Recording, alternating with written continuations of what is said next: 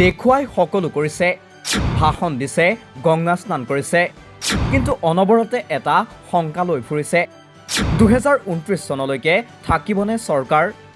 দিল্লী বিধানসভা নিৰ্বাচনক লৈ সকলো ব্যস্ত। প্ৰতিটো ৰাজনৈতিক দলেই নিজৰ সামৰ্থ্য আৰু অস্তিত্ব দেখুৱাবলৈ চেষ্টা কৰিছে। তাৰ বাবে কোনোটো দলে আপক সমৰ্থন কৰিছে, আন কোনোবাই আকৌ বিজেপিক সমৰ্থন কৰি নিজৰ অস্তিত্ব জাহিৰ কৰাৰ চেষ্টা চলাইছে। বিজেপিৰ মূল নেতৃত্ব প্ৰধানমন্ত্ৰী নৰেন্দ্ৰ মোদী আৰু গৃহমন্ত্ৰী অমিত শ্বাহৰ দিল্লী নিৰ্বাচনক লৈ ব্যস্ততা যিমানেই বৃদ্ধি পাইছে, সিমানেই ব্যস্ততা বৃদ্ধি পাইছে কেন্দ্ৰৰ নিজৰ চৰকাৰখন বৰ্তাই ৰখা বিষয়টোক লৈও। কাৰণ মাত্ৰ 240খন আসনেৰে বিহাৰৰ মুখ্যমন্ত্ৰী নীতিশ কুমাৰ আৰু অন্ধ্ৰপ্ৰদেশৰ মুখ্যমন্ত্ৰী চন্দ্ৰবাবু নাইডুৰ প্ৰতিযোগিতাত চৰকাৰ গঠন কৰিছিল বিজেপিয়ে।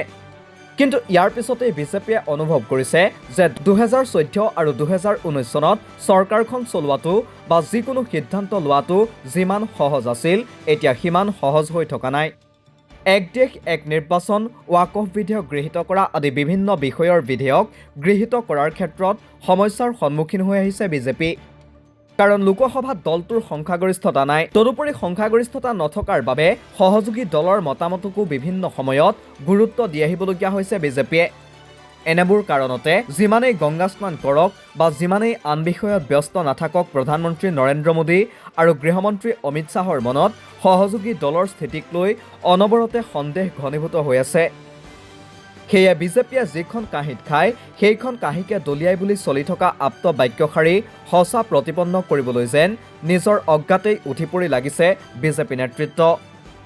বিজেপিয়ে নীতিশ কুমাৰৰ 10গৰাকী সাংসদক বিজেপিত যোগদান কৰাবলৈ প্ৰচেষ্টা অব্যাহত ৰখাৰ সময়তে এইবাৰ চন্দ্ৰবাবু নাইডুৰ দলৰ সাংসদৰ মাজতো বিভাজন ঘটাবলৈ তৎপৰ হৈ আছে।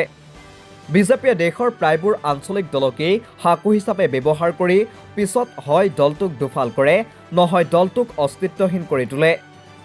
মহাৰাষ্ট্ৰত শিৱসেনা আৰু এনচিপিক দুটা ভাগত বিভক্ত কৰি দুৰ্বল কৰাৰ দৰেই এইবাৰ নীতিশ কুমাৰৰ দল জনতা দল ইউনাইটেড আৰু চন্দ্ৰবাবু নাইডুৰ দল টিডিপিৰ মাজত বিভাজন আনিবলৈ চেষ্টা অব্যাহত ৰাখিছে। উল্লেখ্য যে বিজেপিয়ে ইয়াৰ আগতেও ঝাৰখণ্ডৰ আঞ্চলিক দল ঝাৰখণ্ড মুক্তি মৰ্চাৰ মাজত বিভাজন আনিবলৈ চেষ্টা কৰিছিল। অসমৰ মুখ্যমন্ত্ৰী ডক্টৰ হিমন্ত বিশ্ব শৰ্মাৰ নেতৃত্বত চলিছিল ঝাৰখণ্ড মুক্তি মৰ্চাক বিভক্ত কৰাৰ অভিযান।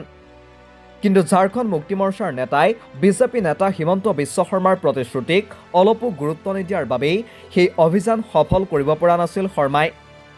অৱশ্যে প্ৰাক্তন মুখ্যমন্ত্ৰী চম্পাই সোৰেনক বিজেপিত যোগদান কৰোৱাত সফল হ'ল যদিও তেওঁ যিকোনো মুহূৰ্ততে সলাব পাৰে দল।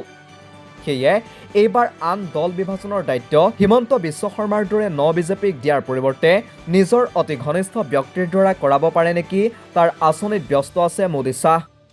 কেন্দ্ৰত মোদী চৰকাৰৰ এতিয়াও প্ৰায় 4 বছৰতকৈ অধিক সময় আছে। এই সময়ছোৱাত তেওঁলোকে ধন জন সকলো প্ৰয়োগ কৰি বিজেপিৰ সাংসদ 273 জনলৈকে বৃদ্ধি কৰাৰ বিষয়টোত দৃষ্টি নিবদ্ধ ৰাখিছে।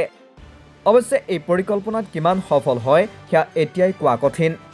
নিউজ ডেস্ক ৰিপৰ্ট, দি ক্ৰছ কাৰেণ্ট।